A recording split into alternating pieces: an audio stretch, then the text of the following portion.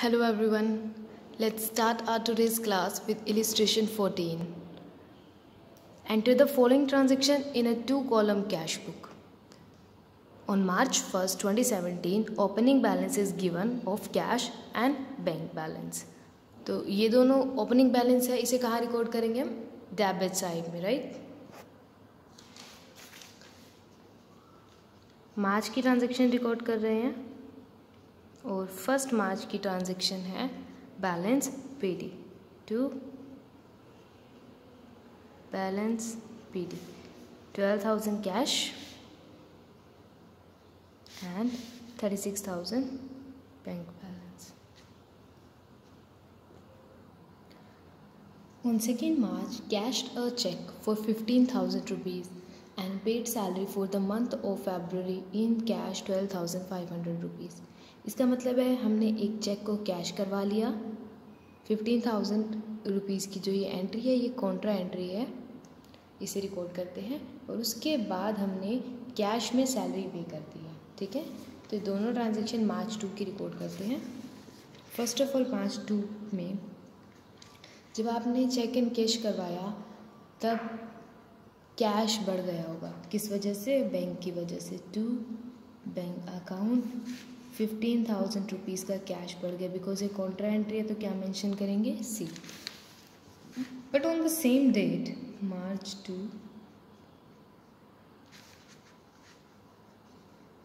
Cash account की वजह से बैंक बैलेंस रिड्यूस हो गया 15,000 और फिर इसी डेट को हमने क्या किया है, ये भी कॉन्ट्रा एंट्री है, सी मेंशन कर देंगे। 2 मार्च को ये हमने सैलरी पे की है, तो पे किया तो कैश कम होगा। 2 मार्च को बाय सैलरी अकाउंट 12,500 रुपीज़ का पे किया सैलरी, कैश कम होगा 12,500, ठीक है। नेक्स्ट एंट्री है direct deposit by mister Sunil Seth in our bank account 3,000 rupees, discount allowed 100 rupees. Sunil Seth ने सीधा हमारे बैंक में 3,000 डिपॉजिट करवा दिए और उसे 100 रुपीज़ का डिस्काउंट दिया है।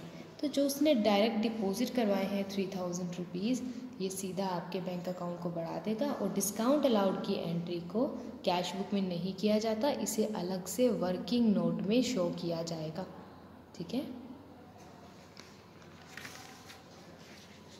सुनील सेठ की वजह से बैंक बढ़ गया, कितनी अमाउंट से बढ़ा है? 3,000। Receive from an outstation customer a cheque of 9,500 cash cheque was deposited into the bank on 12th March. The bank debited ₹20 as collection charges. Customer से जो चेक रिसीव हुआ 10 मार्च को हुआ 9,500 का, तो ये एंट्री होगी चेक इन हैंड अकाउंट की, ठीक है। अगर सेम डेट को डिपॉजिट करवा दिया होता तो कैश बुक में हम कस्टमर के नेम से एंट्री करते, डेटर के नेम से एंट्री कर देते, बट बिकॉज ये 12 मार्च को डिपॉजिट हुआ है इसलिए अब cheque in hand word use होगा। अमाउंट आ रहा है 12 मार्च को, एक मिनट, हाँ ठीक है, 12 मार्च को कितना अमाउंट आ रहा है? 9,500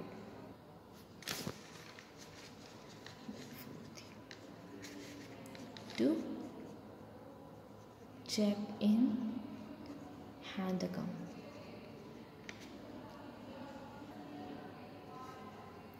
₹9,500 साथ ही बैंक के चार्जेस लगे हैं बाय बैंक चार्जेस। बैंक सीधा हमारे अमाउंट से कट कर लेता है, अकाउंट से पैसे कट कर लेता है। Govind settled his account of 6,000 by check of 5,900. Check was deposited into the bank on 15th March.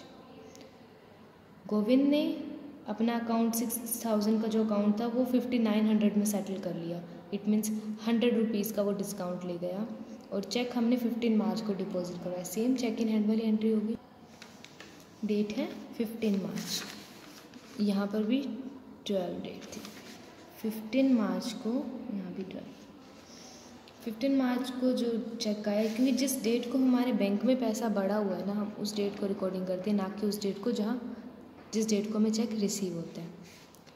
तो यहाँ आ जाएगा again to cheque in hand account, और इस बार ये जो चेक है 5900 रुपीज़ का मिला है, तो अकाउंट भी 5900 रुपीज़ से इंक्रीज है।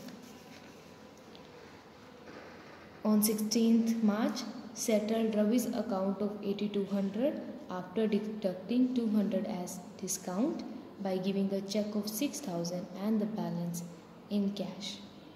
रवि के अकाउंट को सेटल किया गया, 8200 रुपीज़ देने थे, उसमें से हमने 200 डिस्काउंट कट कर लिया, तो कितने बचे 8000 में से 6000 तो चेक दे दिया, 6000 से तो बैंक कम होगा, और बाकी का बैलेंस कितना बचा 2000 की पेमेंट कैसे कर दी, कैश के थ्रू पेमेंट कर दी। इस एंट्री से पैसा जा रहा है, कैश हो चाहे बैंक हो, तो ये क्रेडिट साइड रिकॉर्ड करेंगे, और किस वजह से जा रहा है, रवि की वजह से। तो यहाँ 16 मार्च की ट्रांजेक्शन है बाय रवि की वजह से हमारे कैश 2000 कम हो रहा है और बैंक 6000 रुपीज़ से कम हो रहा है। On 17th, withdraw from bank 15,000 and an office equipment was purchased for 12,000 and the balance taken by the owner.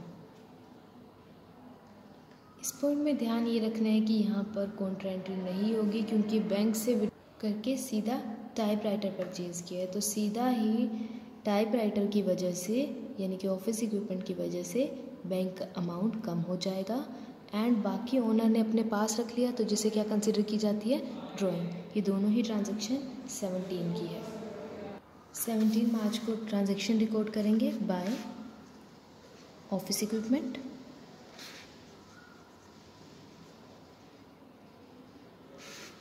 ₹12,000 कम हो गए, एंड सेम डेट को बाय ड्राइंग अकाउंट, जो पैसा ओनर ने अपने पास रख लिया 3000 रुपीज़, ये कम हो जाएंगे। Sold goods to Sanjay on credit 8000 rupees, क्योंकि क्रेडिट पर सेल की है तो 18 मार्च को ट्रांजैक्शन रिकॉर्ड नहीं की जाएगी। 19 मार्च की ट्रांजैक्शन है, Sanjay return goods worth ₹500 and settled his account by a cheque. Sanjay ने 500 के गुड्स वापस दे दिए और बाकी चेक दे दिया, ठीक है। देखो 8000 संजय को गुड सेल किए थे, 500 के वापस कर गया, तो अल्टीमेटली वो चेक कितने का देके गया होगा, 7500 का। और एक बात और जो आपको ध्यान रखनी है वो ये, आगे की पॉइंट्स में कहीं पे भी ये सीधा इससे नेक्स्ट पॉइंट ही देखे तो कि जो संजय का चेक है वो डिसऑनर हो गया, इट मीन्स हमने सेम डेट को चेक जो है बैंक में दे दिया होगा और हमने हमारे बैंक अकाउंट को इंक्रीज़ कर दिया होगा, तो ये चीज़ ध्यान रखनी है। 19 मार्च की ट्रांजैक्शन रिकॉर्ड करेंगे यहाँ टू संजय की वजह से 7500 रुपीज़ इंक्रीज़ हो गए, right. And on 22 bank notifies, bank हमें बताते हैं कि जो संजय का चेक है वो डिसऑनर हो गया, means due to any reason वो चेक एक्सेप्टेबल नहीं था और बैंक ने 20 रुपीज़ चार्जेस लिए उस चेक की वजह से। तो अब हम संजय से डिमांड करेंगे कि एक तो 7500 रुपीज़ तेरे चेक बाउंस हो गया, प्लस में बैंक ने 20 रुपीज़ चार्जेस दिए, तो अब हम संजय को कहेंगे संजय की वजह से हमारा 7520 रुपीज़ का बैंक अकाउंट कम हो गया है, तो इसलिए अब आप बैंक अकाउंट को कम करेंगे ड्यू टू संजय, एंड 22 को ट्रांजैक्शन हुई है बाय संजय की वजह से बैंक अकाउंट अब 7500 से कम नहीं होगा, 7520 रुपीज़ से कम होगा, ठीक है। रीज़न क्या है, क्योंकि बैंक ने 20 रुपीज़ जो चार्जेस लिए वो संजय के चेक बाउंस होने की वजह से लिया।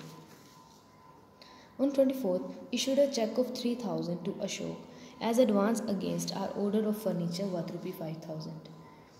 अशोक को 3000 रुपीज़ का चेक एडवांस में ही दे दिया है जो फर्नीचर हमने ऑर्डर किया उसके लिए।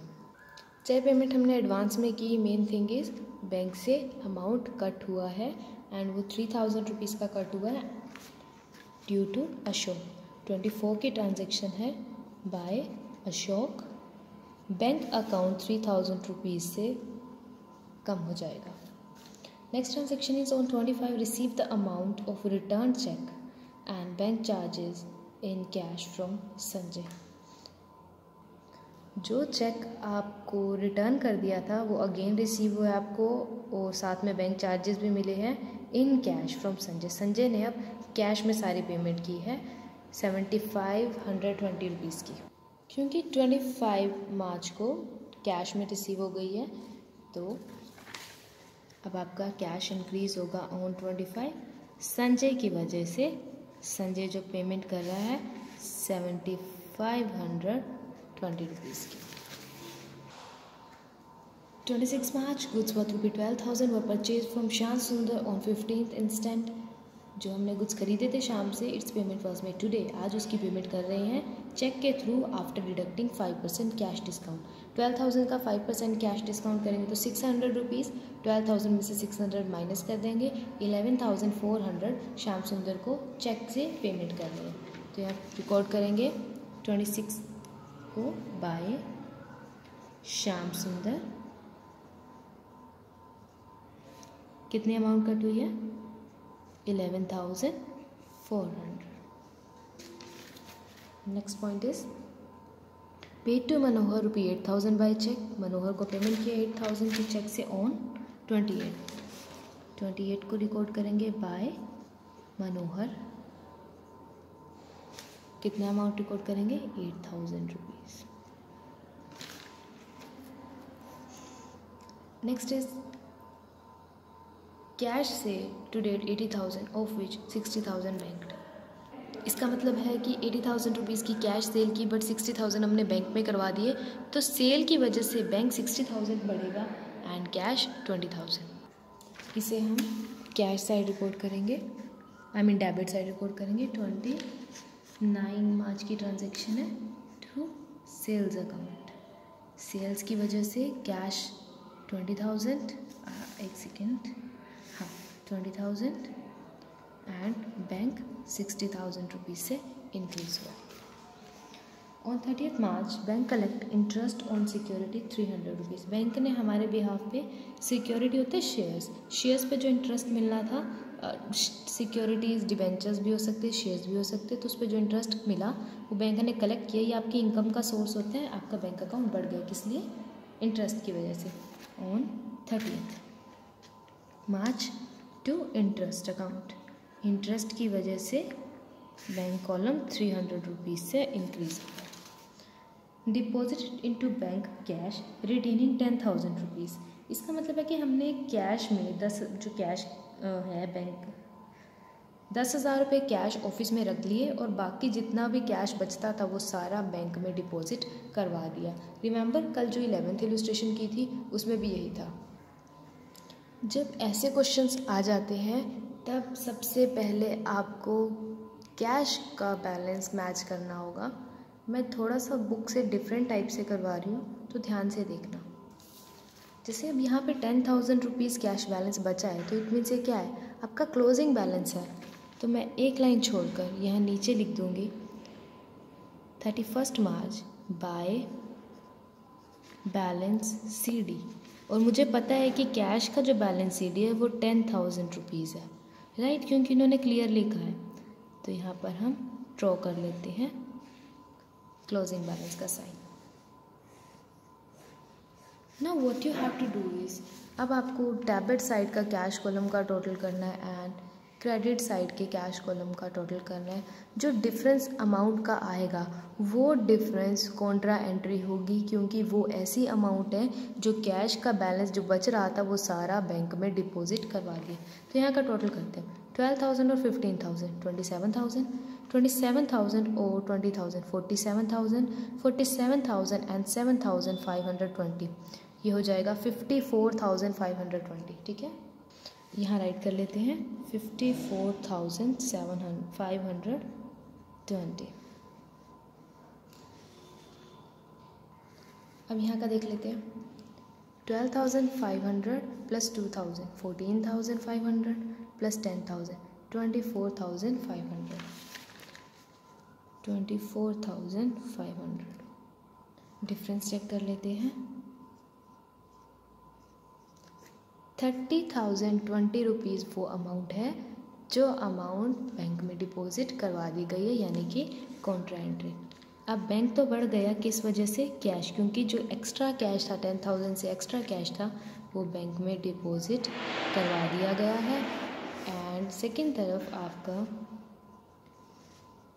बाय, ये 31 की ट्रांजेक्शन है, बाय बैंक अकाउंट। बैंक की वजह से कैश कितना कम हो गया?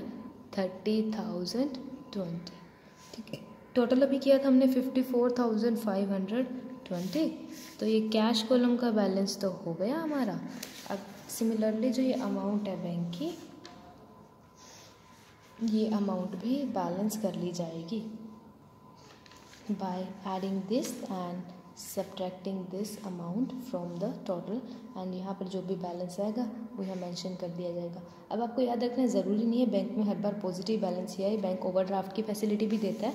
तो पॉसिबल है कि बैंक का क्लोजिंग बैलेंस यहाँ है, अगर यहाँ क्लोजिंग बैलेंस आता है तो क्या होता है? नेगेटिव। तो मैं सीधा इनका टोटल करके बैलेंस निकाल कर यहाँ अमाउंट मेंशन कर रही हूँ। ओके, टोटल है 1,52,220, जिसमें से ये सभी अमाउंट्स को सब्ट्रैक्ट किया तो जो बैलेंस बचा 86,280।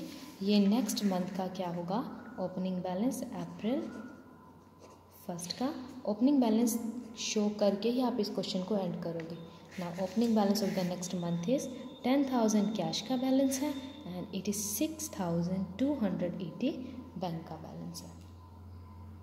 आज आपको होमवर्क में 12, 13 और 14 इलिस्ट्रेशन ट्राई करनी है। 13th इलिस्ट्रेशन भी बिल्कुल सिमिलर है जैसे भी 14 के, बस इसमें एक डिफरेंस क्या है कि आपको जर्नल एंट्रीज भी पास करनी है। जर्नल आप सीख चुके हो तो ट्राई डूइंग जर्नल एंट्री सिर्फ उन ट्रांजेक्शन की जाती है जिन्हें कैश बुक में रिकॉर्ड नहीं किया जाता है, क्योंकि जिन ट्रांजेक्शन को कैश बुक में रिकॉर्ड किया जाता है, कैश बुक भी ओरिजिनल एंट्री ही है, बुक ऑफ ओरिजिनल एंट्री ही है।